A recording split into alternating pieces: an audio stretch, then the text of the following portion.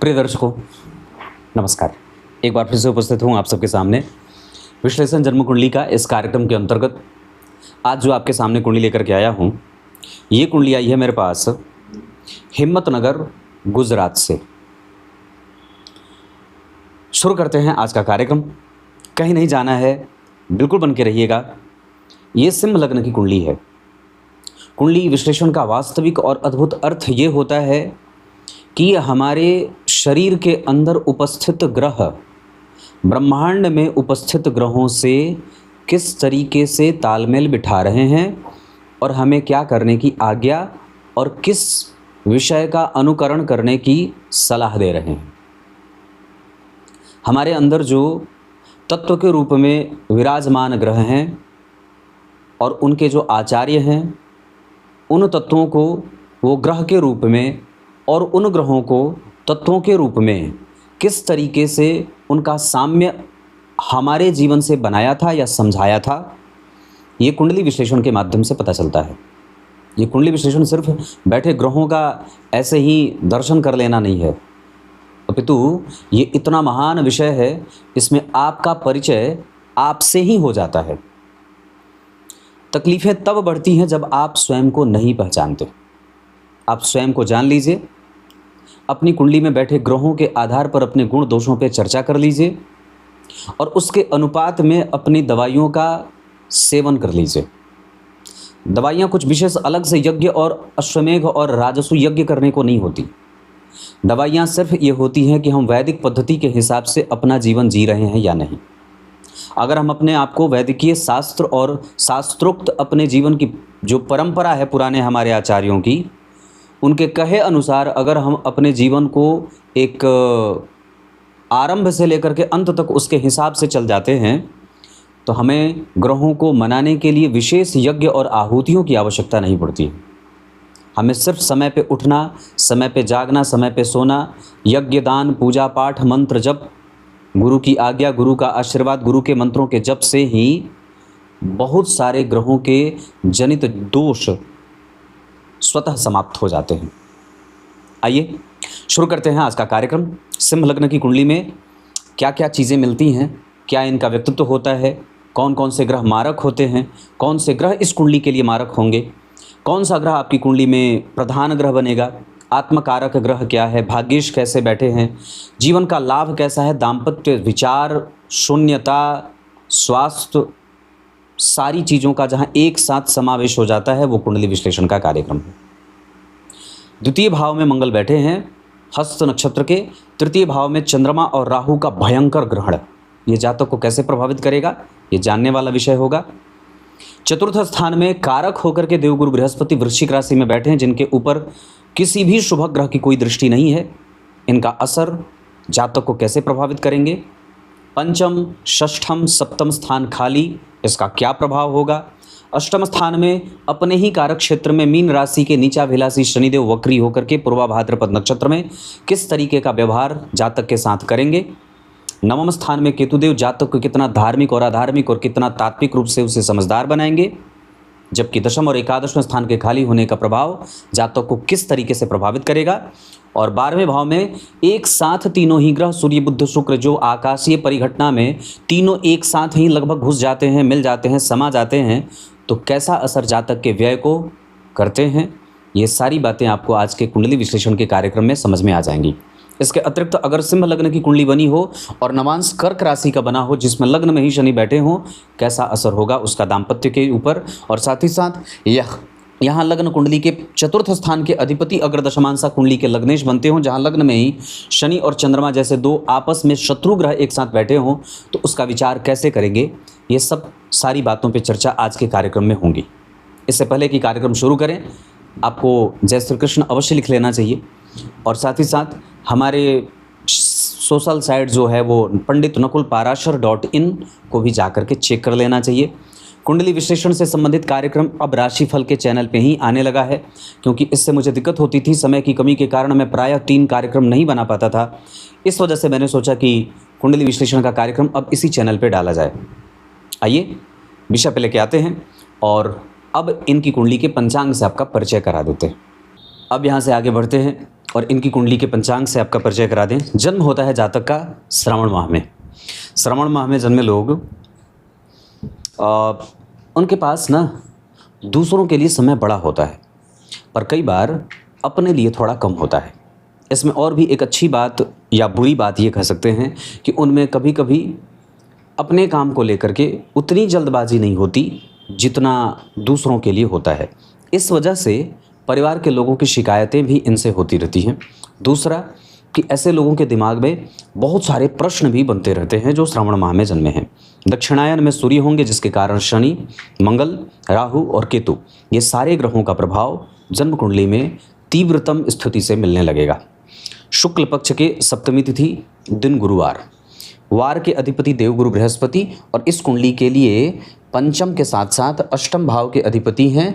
एक पाप भाव भी बन रहा है और चतुर्थ भाव में बैठे हैं। इनके ठीक पीछे राहु और चंद्रमा का ग्रहण है। इसका अर्थ होगा कि थोड़ा बहुत अनुशासन इस गुरु का इस चंद्रमा और राहु के कारण जरूर भंग होगा। दूसरा कि देवगुरु बृहस्पति इस कुंडली के लिए यहाँ भी कारक होते हैं, यहाँ भी कारक होते हैं और यहाँ भी कारक होते हैं।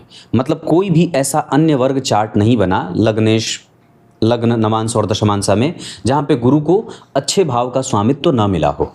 इसका अर्थ ये होता है कि वो ग्रह आपके लिए चाहे जैसे भी बैठा हुआ हो, निश्चित रूप से आपको श्रेष्ठ परिणाम देने की कोशिश में तो जरूर है, क्योंकि वो आपकी कुंडली के लिए एक ऐसे भाव का स्वामी बन रहा है जहाँ कभी शिक्षा देखी जाती है, जहाँ से कभी रिसर्च देखा जाता है, जहाँ से कभी आयु देखी जाती है, जहाँ से कभी मृत्यु का कारण जाना जाता है।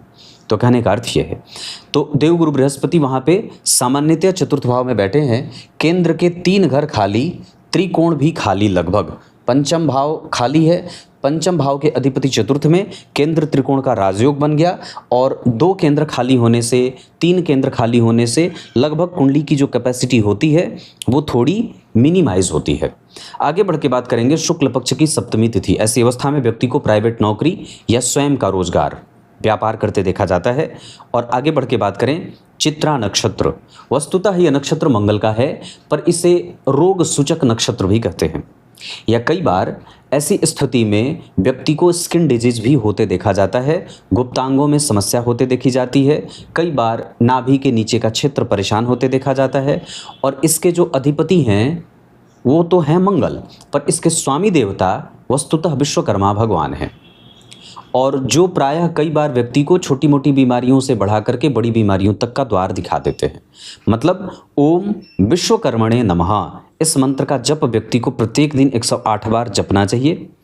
इसके अतिरिक्त अगर हो सके तो व्यक्ति को असगंध की जड़ अपने गले में धारण करना चाहिए।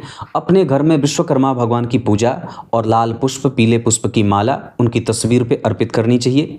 साथ ही साथ अगर हो सके तो ठाकुर जी को चरणामृत बना करके, उसका पंचामृत बना करके उसका चरणोदक स्वयं स्वतः प्रत्येक दिन जरूर ही धारण करना चाहिए। तुलसी के मंजरी की माला ठाकुर जी को अर्पित करनी चाहिए और गाय के गोबर का धुआं अपने घर में आवश्यक रूप से करना चाहिए। इसके साथ साथ अगर हो सके तो घी और काले तिल का दान आवश्यक रूप से करना चाहिए। इसके अतिरिक्त अगर हो सके तो अपने कमरे की सफाई, जिसमें आप सोते हैं, जिस कमरे में आप ज़्यादा रहते हैं, उस कमरे की सफाई आपको स्वयं से करनी चाहिए।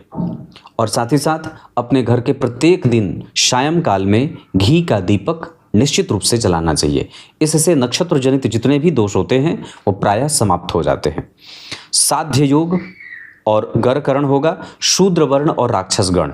इसके कारण कई बार व्यक्ति के विवाह में, दाम्पत्य में, दिनचर्या में, पसंद नापसंद में, मित्रता शत्रुता में प्रायः परेशानी देखने को मिल जाती है, जो कई बार जातक के जीवन को परेशान करती है। मतलब हमें शूद्र वर्ण और राक्षस गण के कारण हमें हमारे शरीर में, हमारे विचारों में, हमारे बुद्धि में तमस तत्व की प्रधानता ज़्यादा होती दिखाई दे रही है।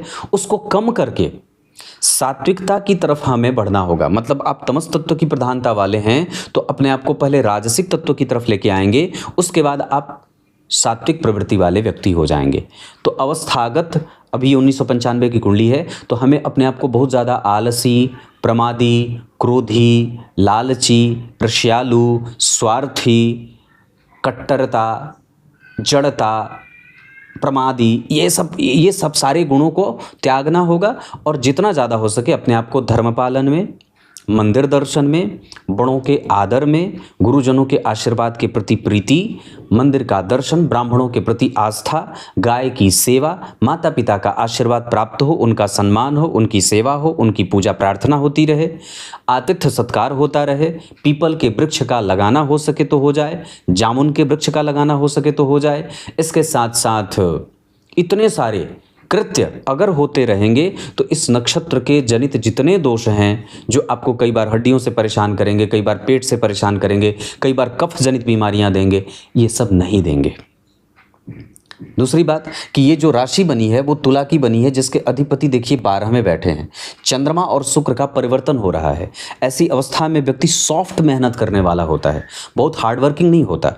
और साथ ही साथ कारोबार तो चित्रा नक्षत्र मंगल का नक्षत्र है, तो ऑटोमोबाइल सेक्टर में काम कर सकते हैं, शेयर बाजार में काम कर सकते हैं, मार्केटिंग बहुत अच्छी है। मोबाइल के और जो ऑटोमोबाइल सेक्टर में जो जिसके पार्ट्स होते हैं वो surgical instrument, Ayurveda, radio, television, telescope, internet और रेडियोलॉजी, ये जितना होता है, एक्सरे मशीन, इस तरीके के जितने काम होते हैं उससे भूमि नापन का काम हो जाए, भूमि नापने का जो काम होता है, मापने का, उस तरीके का काम से व्यक्ति धन कमा सकता है। अब आगे बढ़ेंगे। ये आपकी कुंडली का पंचांग है, जिसमें थोड़ी कमजोरी मैंने क्या बताई, शूद्र वर्ण और राक्षस गण। मतलब हमें गंदा नहीं रहना है, बासी भोजन नहीं करना है, किसी के साथ भी उठना बैठना है तो सबसे पहले उसकी शुचिता और साफ सफाई का विशेष ध्यान रखना होगा। हम किसी से भी उसके हाथ का छुआ हुआ भोजन नहीं कर सकते, उसकी गंदगी और उसकी सफाई हमें प्रभावित करेगी। ऐसे व्यक्ति के साथ संभाषण नहीं करेंगे जो शराबी या जुआरी सट्टेबाजी में विश्वास करता हो, जो सूदखोरी का काम करता हो, उसके साथ हम संभाषण नहीं करेंगे। इसके अतिरिक्त जो मांस भक्षण करके बैठता हो और आपके साथ उसका लेन देन होता हो, ऐसे व्यक्ति के साथ हम संभाषण नहीं करेंगे। संभाषण का अर्थ होता है बातचीत। और हमारी मित्रता हमें हमारे से उच्चतम और उच्च वर्ग ऊंचे लोगों से होगी, अपने से उम्र में बड़े लोगों से होगी, जिससे हमें कुछ सीखने को मिल सकता है। हम ऐसे लोगों के साथ हमारी मैत्री नहीं हो सकती जो स्वार्थी हों, लालची हों, जड़ बुद्धि के हों, जिनके अंदर बदलने का कोई गुण न होता हो, जो आसानी से किसी भी विषय को स्वीकार न करते हों, जो सैद्धांतिक लक्षणों से युक्त न हो। क्यों ऐसा मैं ये सब चीज़ें क्यों बता रहा हूँ? क्योंकि आपकी कुंडली में लगा है भयंकर दोष ग्रहण का। चंद्रमा और राहु जब एक साथ बैठ जाते हैं तो व्यक्ति के मन बुद्धि चित्र को आश्रित्य चंद्रस्य बला बलानी ग्रह प्रेक्षन्ति शुभा शुभानी का सिद्धांत कहता है, सारे ग्रह चंद्रमा पे आश्रित होते हैं। उनका कमज़ोर और मजबूत होना आपकी दिनचर्या से लेकर के, आपके वर्तमान से लेकर के आपके भविष्य की नींव तक को हिला देते हैं। इस वजह से हम किसके साथ उठ बैठ रहे हैं, हम किसके साथ बाजार जा रहे हैं, किसके घर पे बैठे हुए हैं और किसके साथ बहस हमारी हो रही है, ये सारी बातों का विशेष ध्यान रखना होगा। ऐसा अगर नहीं होगा तो फिर पति पत्नी के बीच कम्युनिकेशन गैप होगा और फिर दाम्पत्य भी परेशान होगा, बच्चे, छोटे भाई बहन, इन सब से कहीं ना कहीं एक नुकसान का योग देखने को मिल जाएगा। क्लियर है? तो पंचांग में जो कमजोर पक्ष रहा शूद्र वर्ण राक्षसगण, और एक कमजोर पक्ष रहा कि शुक्ल पक्ष के चतुर्थी, पंचमी, षष्ठी, सप्तमी के चंद्रमा जो पापक होते हैं। इसके कारण व्यक्ति की दिनचर्या एक जैसी नहीं रहती और इसके नहीं होने के कारण कई बार व्यक्ति के मन बुद्धि में व्यग्रता या कई बार उसके भविष्य को खतरे में देखा जाता है। आइए अब आपका ध्यान, मैंने सबसे पहले कुंडली के ग्रहों से, भाव से करा दिया था, ग्रहों से करा दिया था, उसके बाद आपका परिचय मैंने पंचांग से कराया। अब इस कुंडली के विश्लेषण पे आपका ध्यान लेके आता हूं और सबसे पहले चर्चा करूंगा चंद्रमा से विभिन्न ग्रहों का संबंध कैसा है और आपके जीवन को वो किस तरीके से सकारात्मक या नकारात्मक कैसे प्रभावित कर रहे हैं। अब बात करते हैं सबसे पहले चंद्रमा के साथ राहु बैठे हैं तुला राशि में। जरा ध्यान से देखेंगे तो चंद्रमा इस कुंडली के 12वें भाव के अधिपति होते हैं, तृतीय भाव में बैठे हैं। 3 अंश 26 कला के चंद्रमा और 6 अंश 5 कला के राहु। ये भयंकर निकटता का दोष लगेगा। मतलब इसमें होता क्या है कि कई बार आपका जो विज़न है वो क्लियर नहीं होता, क्लैरिफिकेशन के साथ आप अपनी बातों को नहीं रख पाते। आपका पाचन तंत्र, उसके साथ साथ आपके शरीर में जो रक्त प्रवाह है, आपका जो कम्युनिकेशन है, आपका जो आपकी जो निरंतरता है किसी भी कार्य को करने की, और जो मति बुद्धि में एक जैसे विचार बनते हैं, विचारों का बदलना और विचारों में स्थिरता, इन दोनों से आपको लड़ने की आवश्यकता है या लड़ने की स्थिति जरूरत पड़ जाती है। मतलब आपका मन एक जगह इकट्ठा नहीं है और आपका पराक्रम बार बार कंफ्यूज हो रहा है। आपकी नियमित दिनचर्या, आपके संबंध लोगों से, धर्म और दार्शनिकता को लेकर के जो आपके विचार हैं वो बदल रहे हैं। इतना ही नहीं, माता का स्वास्थ्य भी बदल रहा है। इतना ही नहीं, पिता का स्वास्थ्य और पिता के रिसर्च भी बदल रहे हैं। आपकी दिनचर्या भी बदल रही है। और इसके अतिरिक्त चंद्रमा को मनस्तु हितगु कहा गया है और चंद्रमा मनसो जातः, इसका अर्थ होता है कि चंद्रमा मन का हित चिंतक है। मन ही है जो भगवान का, अगर वो गड़बड़ है तो उसमें सारी चीज़ें गड़बड़ हो जाती हैं। और जितने भी ग्रह, जो सारे के सारे ग्रह जो चंद्रमा के ऊपर आश्रित होते हैं, उनमें कहीं ना कहीं एक डिग्रेडेशन देखने को मिल जाता है।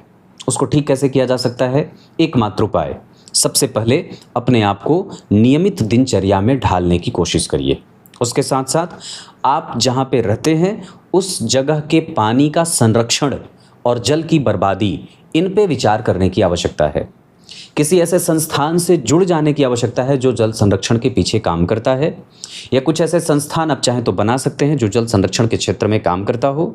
इसके साथ साथ जो आप पानी कंज्यूम करते हैं उस पानी को ट्रीट करिए, उसको और ज़्यादा हेल्दी बनाइए और उसको और ज़्यादा स्वस्थ बनाइए, ताकि आपके शरीर के अंदर जाकर के वो आपके पाचन तंत्र को कमज़ोर और गड़बड़ ना कर सके।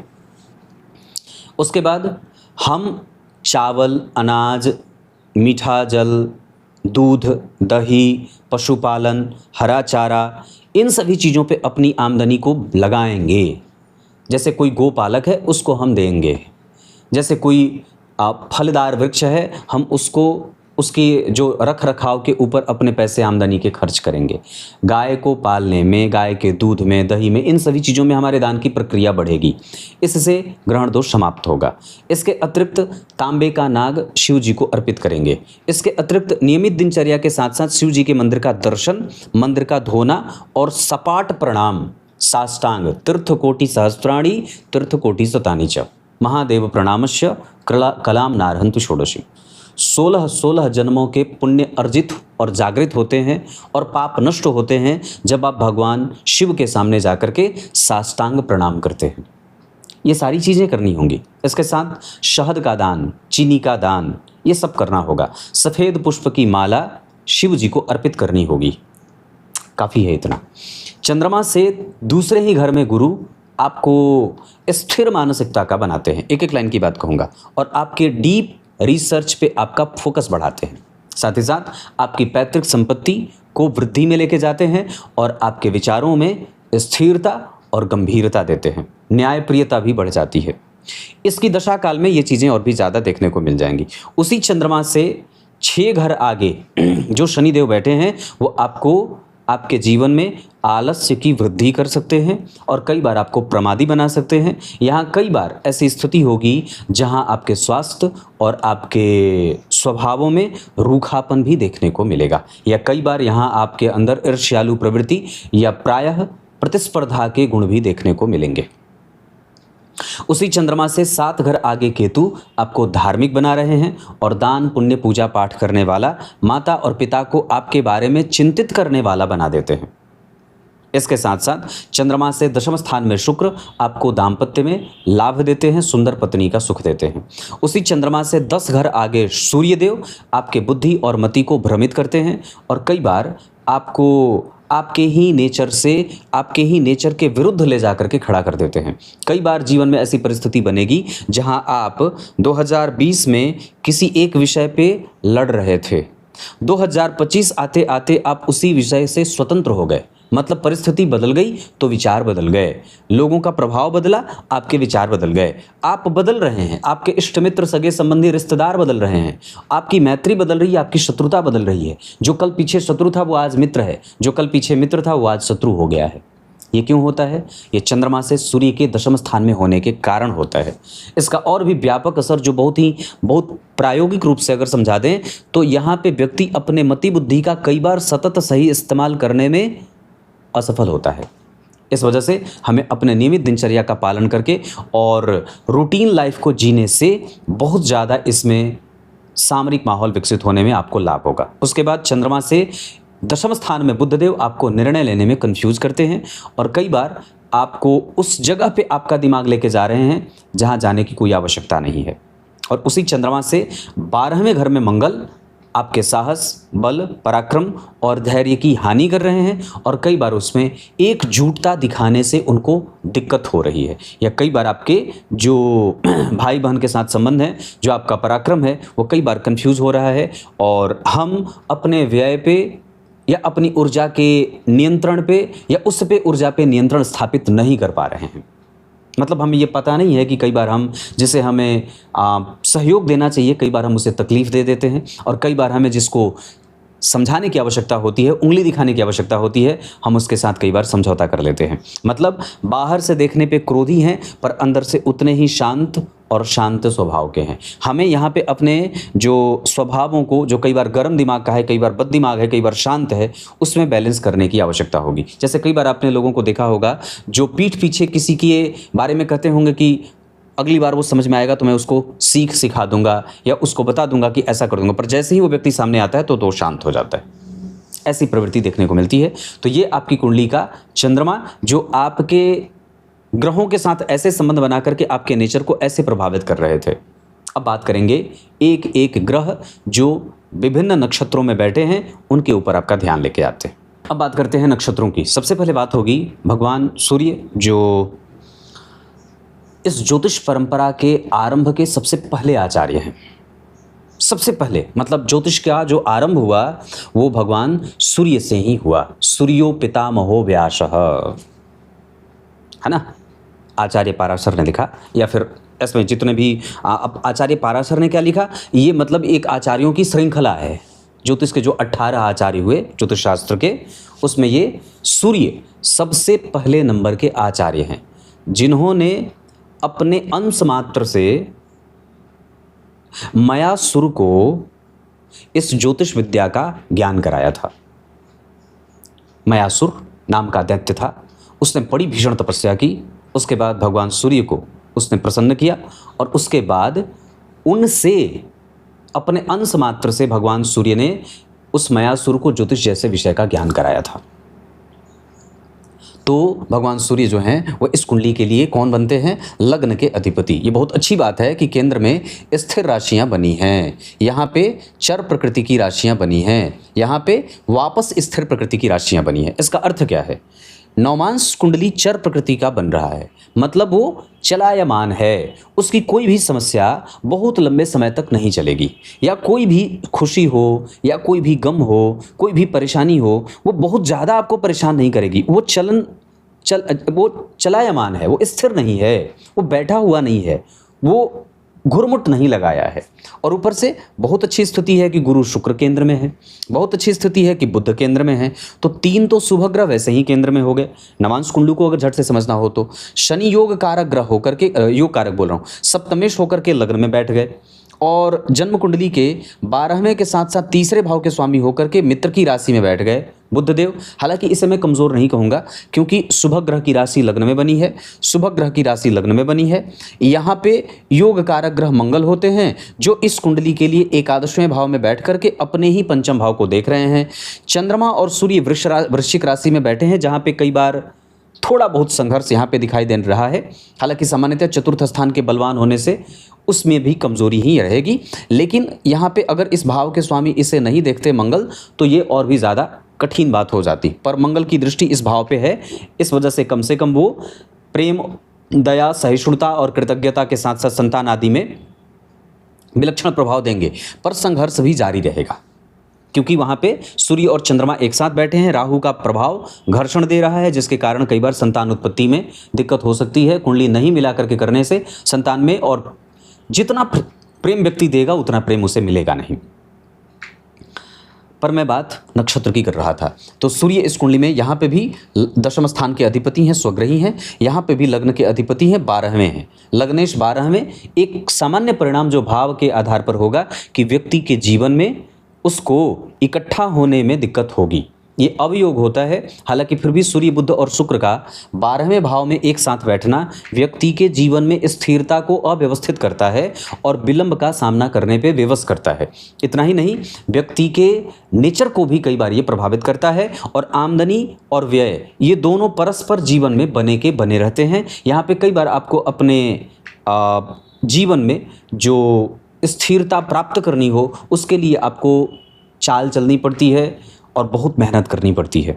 इतना ही नहीं, कई बार आपका व्यय बहुत ज़्यादा बढ़ा हुआ भी रहता है। लेकिन एक अच्छी बात ज़रूर ये हो जाती है कि व्यक्ति कभी भी ऋण में नहीं रहता या उसके पास जिम्मेदारियां रहती हैं और उस जिम्मेदारी का वो अच्छे तरीके से निर्वहन भी करता है। इतना ही नहीं, उसका धन सही जगह पे खर्च होता है, वो गलत जगह पे अपना धन व्यय नहीं करता है। मतलब इसका अर्थ है कि आप कभी भी किसी को ऐसे गलत जगह पे अपने धन को निवेश में नहीं लगा सकते। गलत लोगों से मैत्री करके आप अपने धन को गलत जगह पे लगाना और उसके बाद गलत तरीके से धन कमाना आप नहीं कर सकते। शेयर बाजार, सट्टेबाजी, लॉटरी, जुआ, वेश्यावृत्ति, नफ़ा नुकसान, नशा आदि में आपका धन जाएगा तो नुकसान होगा, क्योंकि आपकी कुंडली में इसका योग है नहीं। लग्न कुंडली में सूर्य बैठे हैं 4 नंबर की राशि में 16 अंश के, अवस्थागत बहुत अच्छी स्थिति। पुष्य नक्षत्र में बैठे हैं और नवांश कुंडली में वो 28 अंश के वृश्चिक राशि में ज्येष्ठा नक्षत्र में बैठे हैं, जबकि दशमांशा चक्र में वो दशम भाव के स्वामी होकर के दशम स्थान में ही बैठे हैं। सूर्य आपकी कुंडली में 1000% गारंटी से बात करता हूँ, इनकी दशा काल में यश, मान, पद, प्रतिष्ठा, संतान, दाम्पत्य, विवाह, नौकरी, प्रमोशन और अच्छे जगहों पे ट्रांसफ़र का योग बनेगा। इतना ही नहीं, वो आपको न्यायप्रिय, धार्मिक और सूझबूझ वाला इंसान, गंभीर इंसान, महत्वाकांक्षी इंसान बना रहे हैं। जबकि चंद्रमा आपकी कुंडली में चित्रा नक्षत्र में 3 अंश 26 कला पे किसी भी शुभ ग्रह का उन पे कोई असर नहीं है। नवांश कुंडली में लग्नेश होकर के पंचम भाव में बैठ रहे हैं, जबकि दशमांशा चक्र में वो नवम भाव के स्वामी होकर के लग्न में बैठ रहे हैं नीच के।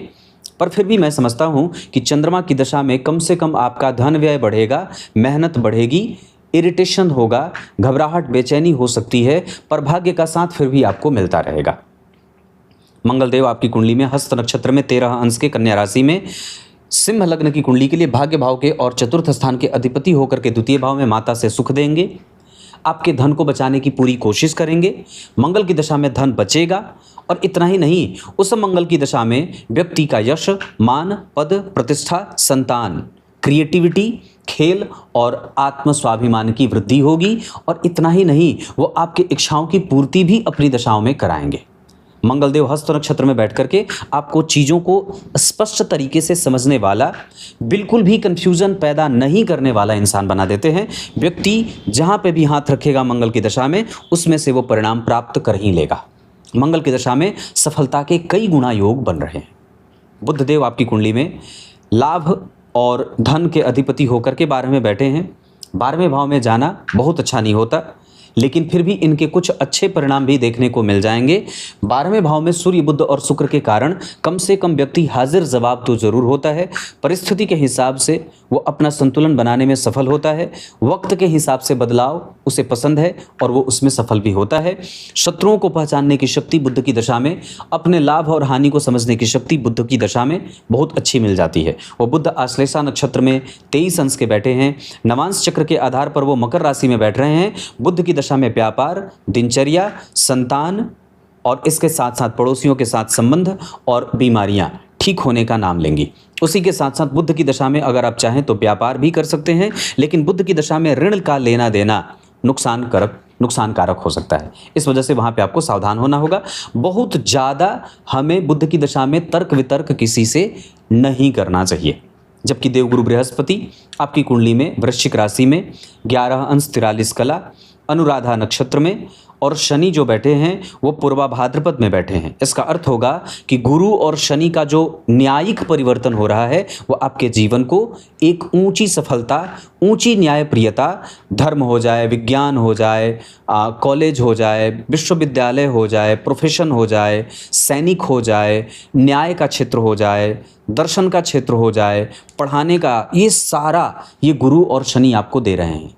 दर्शन समझना, पुराणों का अध्ययन करना, वेदों का अध्ययन करना, शास्त्र में पारंगत होना, कानून की पढ़ाई करना, मैनेजमेंट कर देना, न्यायप्रियता के साथ अपना जीवन जी लेना, ये गुरु और शनि का नक्षत्र परिवर्तन जो सबसे महान परिवर्तन कहा जाता है आपकी कुंडली में बन रहा है। चाहे ग्रहों के जितने संबंध हो, इस संबंध से नीचे ही होंगे, क्योंकि गुरु भी कोई खराब नहीं बैठे हैं। जिस भाव में बैठे हैं उस भाव का अधिपति इस कुंडली का योग कारक होता है। भाग्य की थोड़ी बहुत हानि कर रहे हैं, कन्या राशि के मंगल उतने अच्छे माने नहीं जाते, पर फिर भी उनका परिणाम मिलेगा। और गुरुदेव जन्म कुंडली में सूर्य, बुध और शुक्र पे देख करके आपको कृतज्ञ, अनुभवी, चरित्रवान और सांसारिक सुखों के भोक्ता बनाने के साथ साथ जीवन में आपके व्यय को संतुलित और कभी भी ऋण में नहीं मरने वाला इंसान बना देते हैं। वो देव गुरु बृहस्पति लग्न कुंडली में वृश्चिक राशि में, नवांश कुंडली में या लग्न में यहाँ, नवांश में यहाँ, पर तुला राशि में जा रहे हैं। दशमांशा चक्र में वो तुला राशि में ही बैठ रहे हैं। इस वजह से वो कई बार आपको आरंभ में कहीं दूर ले जा करके स्थापित करेंगे और व्यक्ति धीरे धीरे धीरे धीरे अपने घर के निकट आता है। ऐसी अवस्था में गुरु की दशा में हमारा धन व्यय हो सकता है, गुरु की दशा में हमारे ऊपर जिम्मेदारियां बढ़ सकती हैं, गुरु की दशा में हमारा ध्यान कई बार इधर उधर भटक सकता है, स्वास्थ्य में कमजोरी हो सकती है, कफ जनित परेशानियां हो सकती हैं और कई बार व्यक्ति को रक्त की समस्या या रक्त की कमजोरी या कफ जनित परेशानियां होती हैं और वो हो सकती हैं। पर इनके अच्छे पक्ष मैंने बताया था, न्यायप्रियता, दार्शनिकता, उच्चस्तता, पद की वृद्धि, धन लाभ, जीवन में सभी प्रकार के सुखों का लाभ, अनुभवों का लाभ, कई तरीके का ज्ञान, ये सारी चीज़ें बन जाती हैं। उसके बाद अगर शुक्रदेव की बात करते हैं तो आपके शुक्रदेव इस कुंडली के लिए सामान्यतया तृतीय और दशम स्थान के अधिपति होते हैं और जन्म कुंडली में 12 में बैठे हैं और अंश बल के आधार पर वो 11 अंश के हैं, सूर्य 16 अंश के हैं, शुक्र अस्त हो गए। इस वजह से कारोबार और पराक्रम ये प्रभावित होगा। हमें अब अपनी सामाजिक छवि को लेकर के बहुत ही संतुष्टजनक व्यवहार नहीं करना होगा, आक्रामकता से अपने सामाजिक छवि को मजबूत बनाना होगा और हमें किसी भी स्थिति में किसी तीसरे व्यक्ति के प्रभाव में आए बिना अपने युद्ध को जारी रखना होगा।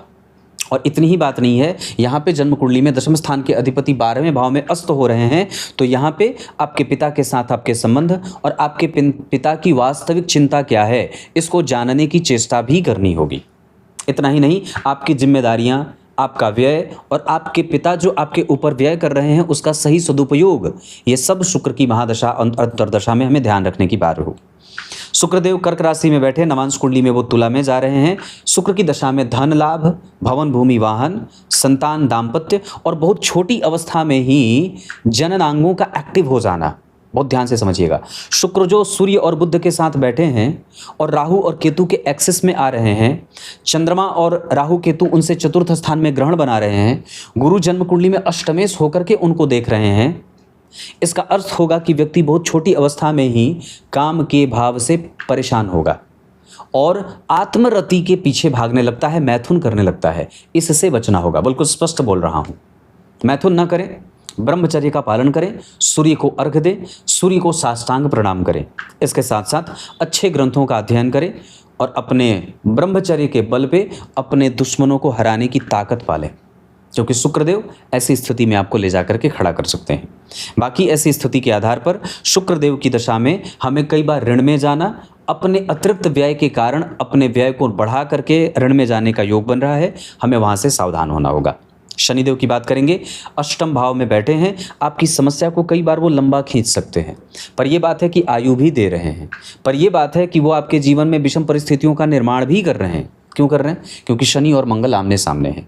उस शनि के ऊपर जो सप्तम भाव के साथ साथ छठवें भाव के स्वामी हैं, गुरु की दृष्टि है, तो ये आपके जीवन में न्याय प्रियता तो जोड़ रहे हैं, पर साथ ही साथ यहाँ पे सप्तमेश होकर के अष्टम भाव में बैठे हैं। राहु और केतु में से किसी भी ग्रह का कोई प्रभाव नहीं है, पर जरा ध्यान से देखेंगे तो मंगल का तो प्रभाव जरूर है। इस वजह से शनि और मंगल की दशाएं जातक के जीवन में विषम परिस्थितियों का निर्माण करने वाली, कई बार ऐसी स्थिति का निर्माण कर दें जिसके कारण व्यक्ति क्विट कर जाए, छोड़ दे, थक जाए, हार जाए या भाग जाए, या घर से उसको वैराग्य जैसा भाव आ जाता है। जीवन के एक समय पे अकेलेपन का एहसास होने लगता है। शनि की दशा में कई सारे पुराने मित्र टूट जाते हैं, कई सारे संबंधी छूट जाते हैं।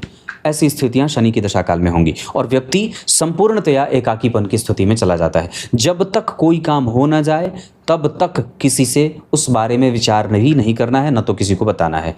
जब तक आपके पास आपकी पूरी संपत्ति पूरे कागज के तौर पे और पूरी आधिकारिक रूप से आपके पास होना जाए, तब तक उसे अपना मत मानिए। अपनी पैतृक संपत्ति की सुरक्षा को आप किस तरीके से चौहरी कर सकते हैं, किस तरीके से मजबूत कर सकते हैं, अपनी नियमित दिनचर्या का पालन आप किस तरीके से मजबूती से कर सकते हैं, इसका भी ध्यान आपको शनि के कारण लगाना होगा। बाकी नक्षत्र का जो परिवर्तन हुआ है वो आपकी कुंडली की सबसे उच्चतम स्थिति में जा रही है। मीन राशि में बैठे हैं, यहाँ वो कर्क राशि में जा रहे हैं। इस आधार पर शनि की दशा काल में भी फिर भी आपकी सामाजिक छवि मजबूत होगी, सुदृढ़ होगी और राजनीति का बल बढ़ेगा। इतना ही नहीं, कमजोर लोगों में आप वर्चस्व स्थापित करने की स्थिति में आगे होंगे। आपको राजसिक सुख मिल सकता है, नौकरी आदि का सुख भी मिल सकता है। कानून आदि की पढ़ाई भी इस कुंडली में आपको आगे लेके जा सकती है। जबकि राहु और केतु आपके दिमाग को भ्रमित करते हैं, कई बार चीज़ों को स्पष्ट नहीं होने देते और आपके पराक्रम के साथ साथ आपके माता के स्वास्थ्य के साथ साथ आपकी पैतृक संपत्ति और उसके द्वारा प्राप्त धन को नुकसान में लेके जा रहे हैं। ये विभिन्न ग्रह जो आपकी कुंडली में नक्षत्र के आधार पर मैंने चर्चा की है। अब बात करेंगे आपकी कुंडली के धन योग कितनी कुंडली में बन रहे हैं, उस पर बात करेंगे। अब बात करते हैं आपकी कुंडली में कितने प्रकार के धन योग बन रहे हैं, जिसकी सबसे ज़्यादा आवश्यकता होती है या जिसके बारे में बहुत सारे लोग प्रश्न पूछते हैं। लग्न के अधिपति का 12वें जाना, ये एक तरीके से आपको ये इशारा कर रहा है कि आप अपनी शक्ति को पहचानें और अपने एनर्जी के व्यय को जानें। आपकी मति बुद्धि, आपके मन में उठ रहे विचार, आपकी धार्मिकता, आपकी प्रगाढ़ता, आपकी जो एनर्जी है, आपके जो रिलेशनशिप हैं, उनको किस तरीके से और बेहतर बनाया जा सकता है। क्योंकि हो सकता है कि यहाँ पे चंद्रमा और राहु ग्रहण कर रहे हैं जो आपके पराक्रम को कंफ्यूज कर रहे हैं कि आप जिसके साथ मैत्री में जा रहे हैं, जिसके साथ संबंध में जा रहे हैं, वो हो सकता है कि विचारणीय नहीं है या विचार उस पर करने की आवश्यकता है। तो ये लग्नेश का 12वें भाव में जाना, ये धन का व्यय, मन का व्यय, बुद्धि का व्यय, चित्त का व्यय और आपके पराक्रम का भी व्यय कर रहा है। इतना ही नहीं, ये आपके व्यक्तित्व का भी व्यय कर रहा है और उनको ठीक करने के लिए हमें भगवान सूर्य नारायण की उपासना करनी होगी। आपको इंटरनेट पे तमाम प्रकार के बहुत सारे उपाय मिल जाएंगे, पर आजकल बहुत सारी न्यूमरोलॉजी आ गई है, तो मोबाइल एस्ट्रोलॉजी आ गई है, तो भगवान जाने बहुत सारी चीज़ें आ गई हैं। पर मैं समझता हूँ कि चाहे जितने भी ज्योतिष के क्षेत्र में जितने भी आ जाएं, कुछ भी अलग अलग आ जाए, पर सब ये ज्योतिष जैसे वैदिक ज्योतिष जैसे महान गुरु के आगे छोटे से खेलते हुए शिशु ही हैं। ये सब छोटे बच्चे हैं और चाहे कुछ भी अपने व्यू को बढ़ाने के लिए आपको कुछ भी अलग से उपाय करने को कह दिया जाए, पर सामान्यतया ये बात पूरे होशो हवास में आपको बता रहा हूँ, जब तक आप अपने वैदिक पद्धति को नहीं स्वीकार करेंगे तब तक आप भले ही लुभावने थंबनेल के चक्कर में पड़ करके वीडियो देख लें या फिर जो भी उपाय कर लें, उसका कुछ नहीं होने वाला है। जब तक आप अपने वैदिक सनातन सिद्धांत को नहीं अपनाएंगे तब तक आपके कोई भी ग्रह आपके अनुकूल प्रतिकूल होते ही रहेंगे। समय पे सोना, समय पे जागना इस कुंडली को स्ट्रेंथ दे सकती है। उसके बाद धन भाव के अधिपति का 12वें जाना और गुरु से दृष्ट होना, मतलब धन के कारक ने धन के अधिपति को देखा जरूर है और जहाँ पे बुध बैठे हैं इस भाव के अधिपति ग्रहण में है। इसका मतलब है कि हमें धन को कमाने में मशक्कत होगी, पर चूंकि कारक ने अधिपति को देखा है तो व्यक्ति शालीनता से उतना धन तो कमा लेगा जितनी उसको आवश्यकता है। उसके साथ साथ द्वितीय भाव में मंगल बैठे हैं जो भाग्य भाव के ही स्वामी होते हैं, तो ये व्यक्ति को अपनी दशा काल में कम से कम सही जगह पे धन का व्यय और दूसरा कि वो व्यक्ति अपने उस दशा काल में मंगल, बुध और गुरु की दशा में धन बचाने के पीछे जरूर ही दिमाग लगाएगा। तीसरे भाव के स्वामी का 12वें भाव में जाना और तीसरे भाव में ग्रहण दोष लगना, 12वें भाव के अधिपति के साथ शुक्र का परिवर्तन होना, ये बता रहा है कि कई बार हम अपने आप को इमोशनली जोड़ रहे हैं लोगों से। जहाँ पे हमें प्रैक्टिकल बिहेवियर की आवश्यकता है, हम वहाँ पे कई बार इमोशन या सेंटिमेंटल अटैचमेंट से उसको बांध रहे हैं, जिस पे हमें नियंत्रण की आवश्यकता है। हम कई बार जहाँ एनर्जी लगा रहे हैं, जिस पुस्तक को और जिस ग्रंथ को पढ़ रहे हैं, जिस जगह पे हमारा दिमाग लग रहा है, कभी हम एरोस्पेस में जा रहे हैं, कभी हम केमिकल में जा रहे हैं, कभी हम ऑटोमोबाइल में जा रहे हैं, कभी हम कहीं जा रहे हैं, तो कहीं ये तो नहीं है कि हमारी वास्तविक जो स्थिति है हम उस स्थिति को न पहचान करके अपनी एनर्जी का गलत तरीके से इस्तेमाल कर रहे हैं। और ये कई बार आपके ब्रह्मचर्य के पालन के बारे में भी मैं कह रहा हूँ कि हम अपनी ऊर्जा को कितना सही जगह पे लगा रहे हैं, क्योंकि उसका नियमन बहुत ही आवश्यक होगा। इससे भी कई बार पराक्रम के नष्ट होने से आपका धन समुचित तरीके से आपके गति को श्रेष्ठ नहीं बना पाती है। चतुर्थ स्थान के अधिपति का धन में जाना यह धन योग होगा। चतुर्थ स्थान में गुरु का बैठना भी धन योग होगा। पंचम भाव के अधिपति का केंद्र त्रिकोण का योग बनाना यह महान धनी महाभाग्यशाली योग होगा। छठवें भाव के अधिपति का अष्टम भाव में जाना यह महान विपरीत राजयोग बनेगा। नक्षत्र परिवर्तन महान परिवर्तन होगा। और शनि की दशा में कुछ हद तक मारक प्रभाव भी देखने को मिलेंगे। हालांकि अष्टम भाव में शनि का बैठना, गुरु अष्टमें सोकर के अष्टम भाव को देख रहे हैं, तो आयु के साथ कई बार थोड़े बहुत मारक प्रभाव शनि भी देंगे, क्योंकि मंगल के प्रभाव में हैं। और शनि की दशा में कई बार वात जनित परेशानी भी जातक के जीवन को परेशान कर सकती है। हालांकि शनि इस कुंडली में ऋण का लेना देना और उसके कारण व्यक्ति के जीवन में विषम परिस्थितियों का बनना, नौकर चाकरों के कारण विपरीत परिस्थितियों का बनना भी परेशान कर सकता है और धन की हानि करा सकता है। अष्टम भाव के अधिपति का चतुर्थ स्थान में बैठना ये कई बार आपके पिता और माता के मतभेदों को जागृत करता है और उनकी चिंता आपके कारण बढ़ा रहा है। मतलब हमें इसकी चिंता हो रही है कि आपके माता पिता आपसे ज़्यादा चिंतित हैं, या हो सकता है कि आपके व्यवहारों से या आपके करियर को लेकर के, आपके विवाह को लेकर के चिंतित हैं, और वो उसके पीछे का कारण ये गुरु और शनि हैं। इनको ठीक करने के लिए अगर हो सके तो घर में ब्राह्मणों का आवागमन बढ़ाया जाए और उनका आदर किया जाए। गाय का पालना, गाय की सेवा और नियमित रूप से गाय का दर्शन अगर होता रहे तो इससे देवगुरु बृहस्पति और गुरु मंत्र का जप, गुरु दीक्षा का लेना इस कुंडली को और बलवान बना सकता है। नवम भाव के अधिपति का द्वितीय भाव में जाना, अपने भाव से 6 घर आगे गए हैं, इस वजह से यहाँ पे ये धन की चिंता और भाग्य की चिंता देंगे और कई बार पितरों के प्रति अविश्वास के भावों को जागृत करने वाले बना देते हैं। हालांकि इसे धन योग नहीं कहा जाता है, लेकिन फिर भी भाग्य भाव के स्वामी हैं, द्वितीय भाव में बैठे हैं, तो धन का आवागमन तो बना रहता है सामान्यतया। दशम स्थान के अधिपति का 12वें जाना, घर से दूर जाना, तब धन की प्राप्ति होना। लेकिन यहाँ पे पापक ग्रह की राशि नहीं बनी है और ये भाव खाली है। इस पे गुरु की दृष्टि है जो अष्टमें होकर के देख रहे हैं, तो कई बार पिता के कारोबार को भी ये शुक्र और गुरु प्रभावित करते हैं, लेकिन व्यक्ति के पास अनुभव तो जरूर ही मिलता है। एकादशवें भाव के अधिपति का 12वें जाना, विदेशों से धन की प्राप्ति होते देखी जाती है। ये आपकी कुंडली में इतने सारे धन योग। नुकसान का योग कौन सा बन रहा है? अष्टम और सप्तम या छठवें भाव के स्वामी का अष्टम में बैठना, अष्टम भाव के अधिपति का चतुर्थ में बैठ करके दशम को देखना। इसके साथ साथ 12वें भाव पे इनकी दृष्टि सामान्यतः ठीक है, अष्टम स्थान पे भी इनकी दृष्टि सामान्यतः ठीक है। शनि जो बैठे हैं आपकी कुंडली में दशम स्थान के तरफ, इनकी दृष्टि आपको पिता से सहयोग देगी, पिता को नौकरी में लाभ देगी। उनकी 7वीं दृष्टि मंगल पे जा रही है जो कई बार मन को अनस्टेब्लिशमेंट देती है। उनकी 10वीं दृष्टि जो पंचम भाव पे जा रही है वो आपके एजुकेशन को बाधित करती है और कई बार आपके क्रिएटिविटी को कमजोर करती है। मंगल की 4थी दृष्टि जन्म कुंडली के पंचम भाव पे, शनि की 10वीं दृष्टि जन्म कुंडली के पंचम भाव पे, केतु की 9वीं दृष्टि जन्म कुंडली के पंचम भाव पे। इस वजह से विद्या अध्ययन, प्रेम और सामरिक माहौल विकसित करने में जातक को दिक्कत होती है और कई बार उसका यश मान पद प्रतिष्ठा उसको संघर्ष करा करके तब सफलता देते हैं। उसी मंगल की 7वीं दृष्टि जन्म कुंडली के अष्टम भाव पे आपको आयु और एक्सीडेंट और चोट चपेट की घटनाओं से नुकसान नहीं होने देते, जबकि उनकी 8वीं दृष्टि एक 9वें भाव पे जा रही है जो कम से कम आपको धार्मिक तो बना ही रहे हैं। यह आपकी कुंडली में ग्रह के भाव और भावों से बनने वाले धन का योग है। इस कुंडली में बहुत अच्छी स्थिति क्या बनी है? इस कुंडली में बहुत अच्छी स्थिति कम से कम बनी है कि केंद्र में गुरु बैठे हैं और शनि और गुरु का संबंध परस्पर बन रहा है। भाग्य भाव के अधिपति का द्वितीय भाव में बैठना, द्वितीय पे गुरु की दृष्टि, ये भी बहुत अच्छी बात है।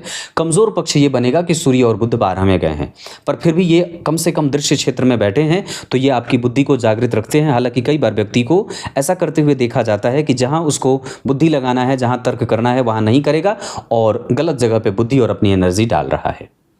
अब इस कुंडली के अष्टक वर्ग से आपका ध्यान लेके आता हूं। अब यहां से आपका ध्यान मैं अष्टक वर्ग पे लेके आता हूं, जहां सबसे पहले बात करेंगे जो स्थिति कुंडली में बनी है उसके आधार पर हमें अपने व्यक्तित्व को और भी ज़्यादा फोकस करने की आवश्यकता है और उस पर काम करने की आवश्यकता है। हमारी पैतृक संपत्ति बहुत अच्छी है, हम उसे और बचा सकते हैं। आप उसे नष्ट नहीं कर सकते क्योंकि उस पर शनि का प्रभाव भी है, मंगल का प्रभाव है, तो उसे हम बचा करके उसका संरक्षण करने की कोशिश करेंगे। इसके बाद हम अपने पराक्रम को बैलेंस नहीं कर रहे हैं, हमें और उस पराक्रम को बढ़ाने की आवश्यकता है। वो उतनी ही है जितने से आपका काम चल रहा है आप उसे और बढ़ाएंगे तब वो परिणाम में बदलेगा। मन ठीक है, इसे और भी ज़्यादा प्राणायाम की आवश्यकता है, नियमित दिनचर्या का ध्यान रखना होगा। इसके साथ क्रिएटिविटी, विद्या, बुद्धि, विवेक, ये सब सामान्य बने हुए हैं, हमें इन पे काम करने की आवश्यकता है और अपने सिलेबस को समझने की आवश्यकता है। नौकरी और व्यापार में नौकरी प्राइवेट ठीक है या सामान्यतः अपना व्यापार, इस कुंडली के आधार पर अगर आप चाहें तो सरकारी नौकरी की तैयारी अगर करते हैं तो सामान्यतः ठीक है, अन्यथा आप अपने पिता का कारोबार भी संभाल सकते हैं। इस कुंडली में आयु अच्छी है। चोट चपेट की घटनाएं इस कुंडली को बहुत ज़्यादा परेशान नहीं करेंगी, पर सामान्यतः छोटी छोटी बीमारियां जातक को परेशान कर सकती हैं। इसके अतिरिक्त हमारा कंसंट्रेशन उतना ही है, मैंने बात कही उतना ही सब चीज़ मिला हुआ है, हम बिल्कुल पॉइंट पे आकर के लुढ़क रहे हैं, तो हमें उस पॉइंट को अंक में बदलने की आवश्यकता है। इसके साथ साथ हमें अपने धर्म के प्रति हमारी सच्ची श्रद्धा, पूर्वजों के परंपराओं और संस्कृति पे हमारा विश्वास, मंदिरों का दर्शन, ब्राह्मणों का आदर, माता पिता की सेवा, गुरुजनों के प्रति सम्मान का भाव, ये सब हमारे भाग्य और हमारे संघर्षों को मजबूत और कमज़ोर करेंगे, कमज़ोर संघर्ष को और मजबूत भाग्य को। क्रिएटिविटी, सामाजिक छवि, पिता का सुख और सांसारिक सुख इस कुंडली का बहुत अच्छा है। इसके साथ साथ ये कुंडली बहुत अच्छा प्राप्त कर जाएगी, संघर्षों के साथ ही सही, पर यह अपने अंतिम अवस्था को निश्चित रूप से प्राप्त कर जाएगी। ऋण का लेना देना आपके लिए नुकसानकारक हो सकता है। समाज का जो सबसे मजबूत और स्थित वर्ग है, जो नेता हैं, जो बड़े लोग हैं, उनके साथ आपको संघर्ष भारी पड़ जाएगा। संतान वगैरह का सुख आपकी कुंडली में सामान्यतया ठीक ठाक है, उनसे थोड़ी बहुत वैचारिक मतभेद बन सकते हैं, पर वैसे वो करियर के लिहाज से बहुत अच्छे और आगे जाएंगे।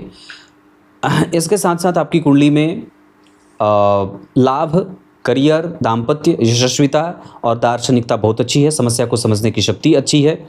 हम और भी ज़्यादा अपने व्यय का नियंत्रण कर सकते हैं और मन को और भी ज़्यादा शांत रख सकते हैं।